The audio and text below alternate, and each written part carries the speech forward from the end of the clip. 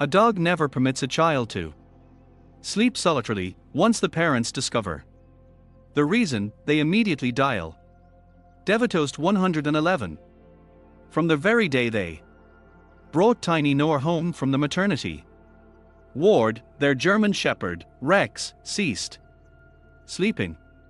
Every single night, he positioned himself beside the cradle, his gaze fixed unblinkingly on the infant. Even when their household drifted into dreams, his ears remained perked, and his respiration was labored and wary.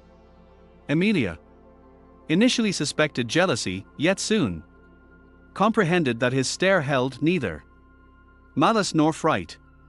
There was something else present, as if he possessed foreknowledge that an event would occur that night.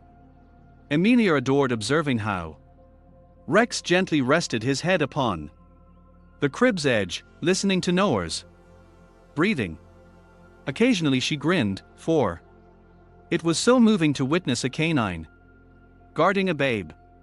However, in recent days, matters turned peculiar. Rex refused to depart even for a moment.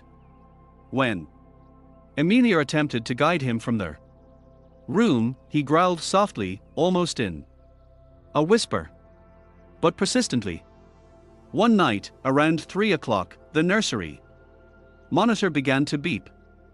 Emilia was roused by a boisterous bark. Rex was stationed by the crib.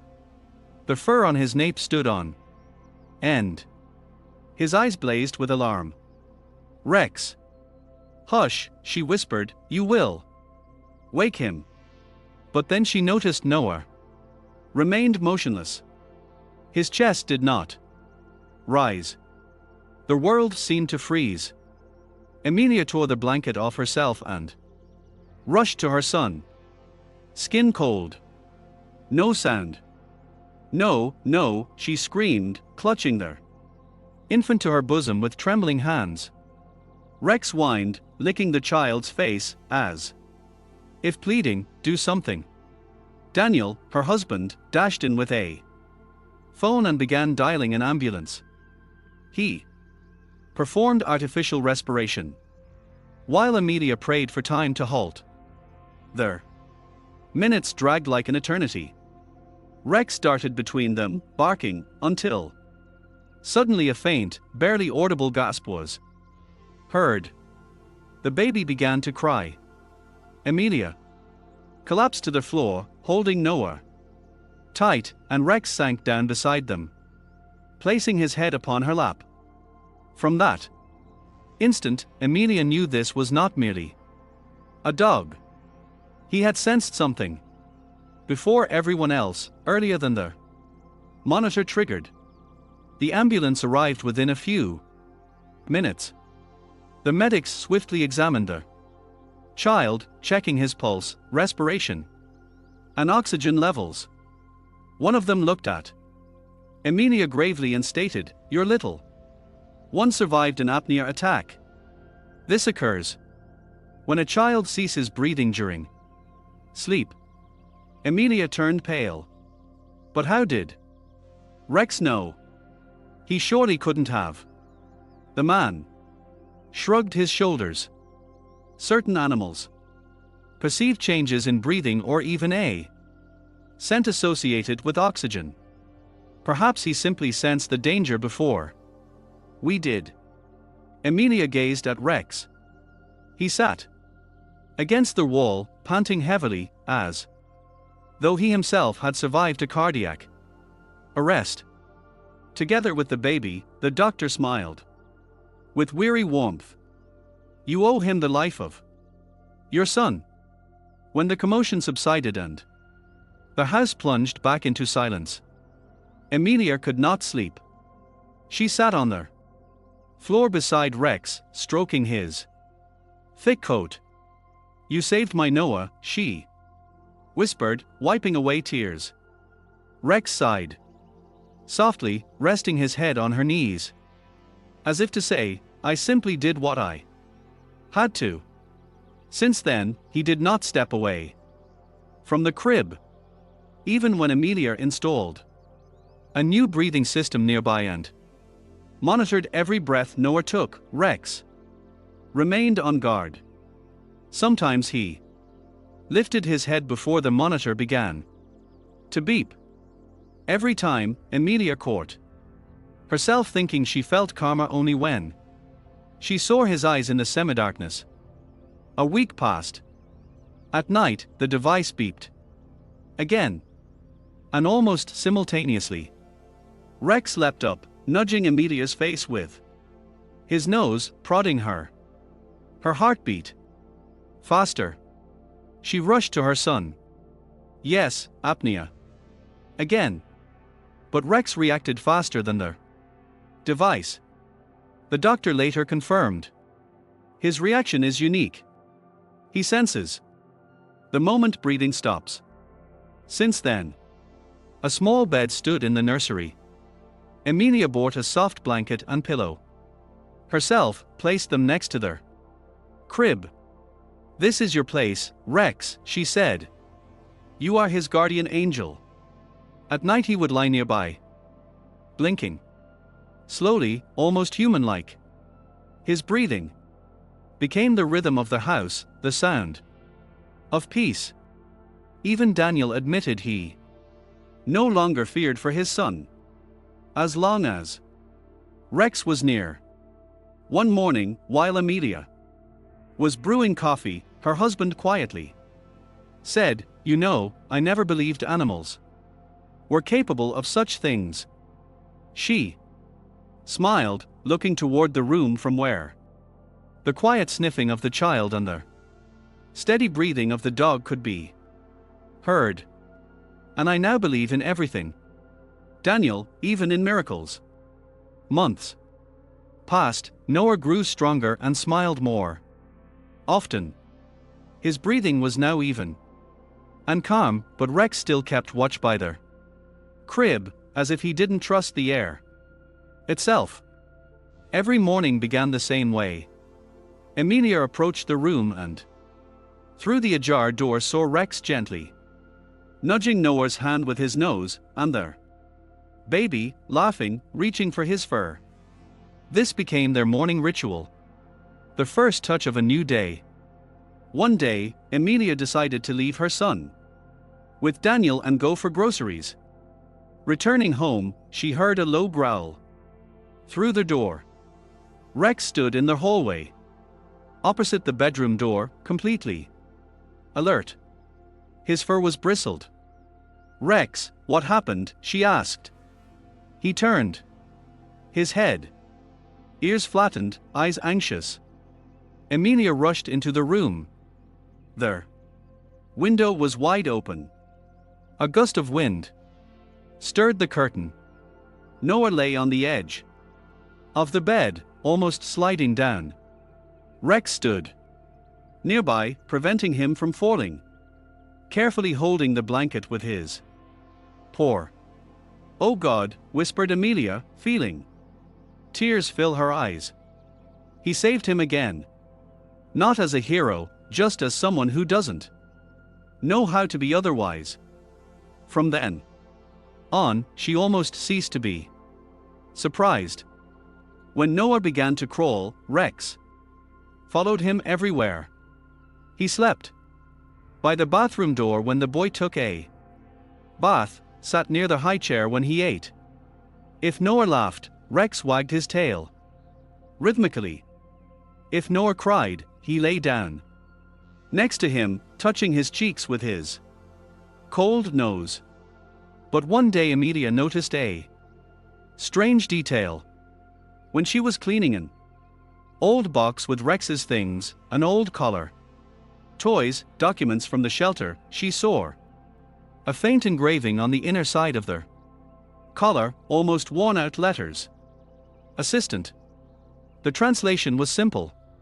A support dog for infant loss. Amelia froze. She called the shelter. The woman on the other end of the line spoke softly. "Yes, Rex was with us after his owner lost a child. He tried to wake her up then, but It was already too late. After that, he didn't trust anyone except babies. They seemed to remind him of the one he couldn't save. Emilia sat on the floor, holding the collar in her hands. Everything tightened in her chest. She looked at Rex, who at that time was lying by the crib and sleeping. Quiet, calm, you aren't just guarding Noah, she whispered. You are healing yourself. Through him, this thought pierced her.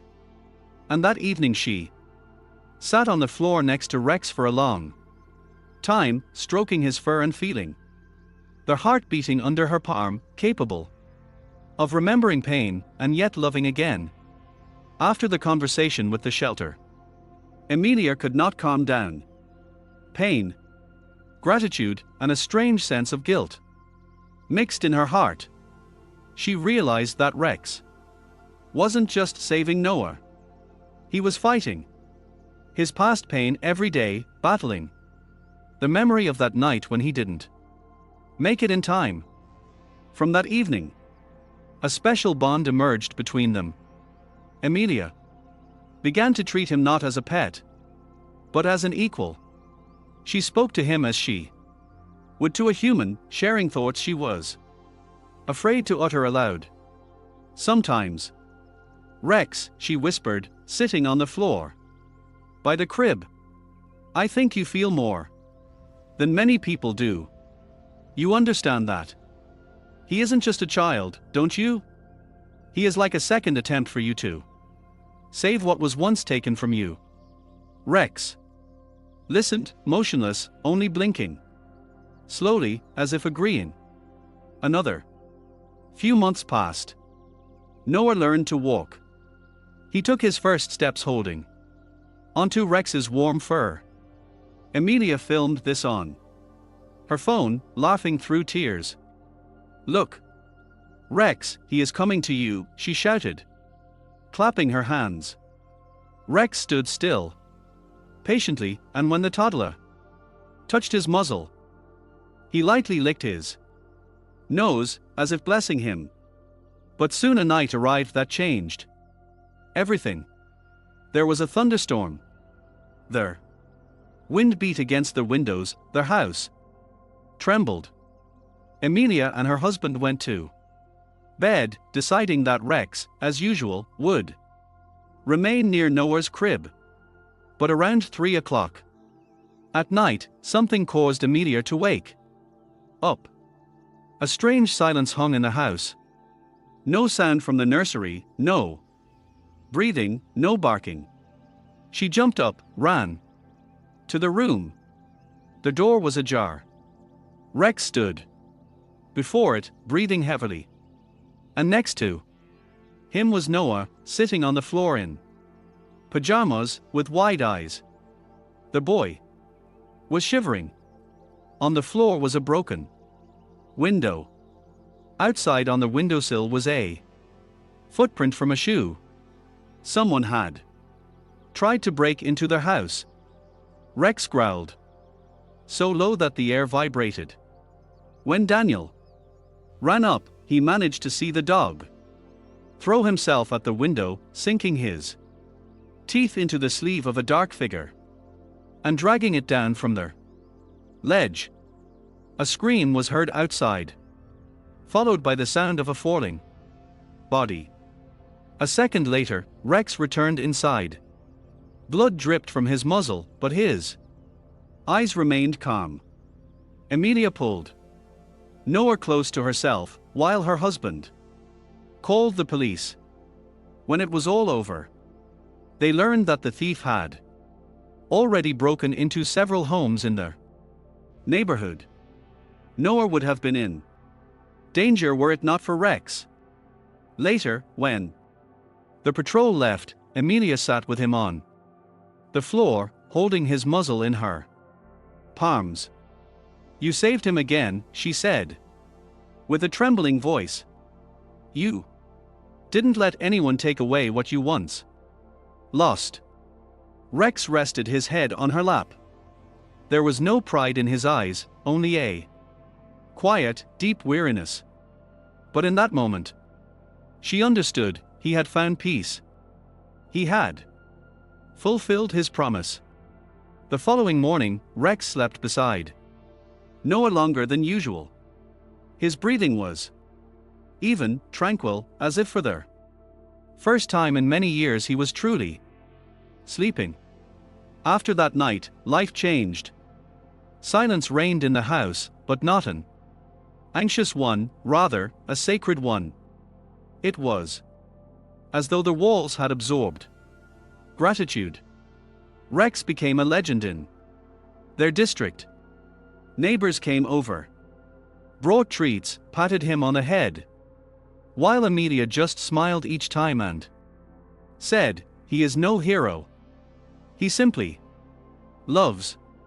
But time marched on, and Rex grew old.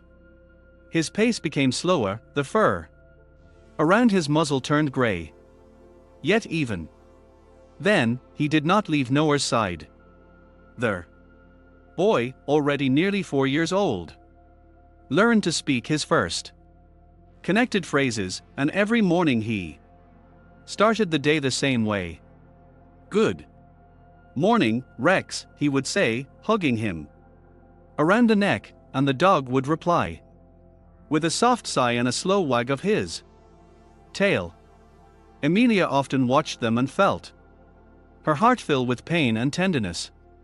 She knew Rex was not eternal, that one day she would have to explain to Noah where ones like him go. One night, Rex did not come to his spot by the crib. Amelia found him in the living room. He lay on the rug, head on paws, eyes half open. "Hey, old man," she whispered, lowering herself next to him. "Are you tired?" "Yes." Rex raised his gaze. His breathing was faint, but peace could be read in his eyes. She called, "Noah." The boy approached, sat nearby, stroking the dog on the head. "Mom, is he sleeping?" he asked in a whisper. Amelia bit her lip. "Yes, baby, he is just resting." Noah laid his head on the fur and whispered, "Thank you, Rex." Rex took a final breath. Quietly, calmly. Amelia pressed him to herself, and tears flowed down her face. There was no fear, only infinite gratitude. They buried him under the great oak in the garden, where he loved to lie and watch the sunset. Noah placed his small toy nearby, a blue plush teddy bear, so he wouldn't be lonely, he said. That evening, Amelia sat by the window for a long time, looking at the oak. It seemed the wind was whispering something quiet, warm, like the breath of an old friend who had finally found rest. Years passed. The house filled with new sounds, children's laughter, music, the rustle of life. Noah grew up, became a schoolboy. In his room stood a photograph. He is small, squeezing a huge German shepherd in a hug. Under the snapshot, an inscription written by a child's hand. "My best friend." Every evening before sleep, Noah opened the window and whispered into the darkness, "Good night, Rex."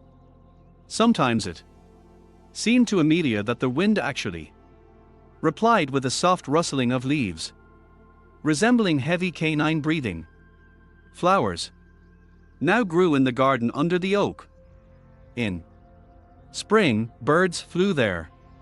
And every time Noah played nearby, he said, "Mom, Rex is with me today, he sees everything." Amelia smiled, though her eyes filled with tears. She knew such souls do not disappear. They remain in the scent of fur, in the morning sun, in every breath of the child they saved. One day Noah asked, "Mom, was Rex an angel?" She answered without hesitation. Yes, yes, only he didn't have wings. But he had a heart as big as the sky. And on that night, when the moon illuminated the oak, Emilia felt a strange calm. Maybe because she knew someone was still guarding their home. Not for the sake of duty, not for a reward, but simply because love is eternal.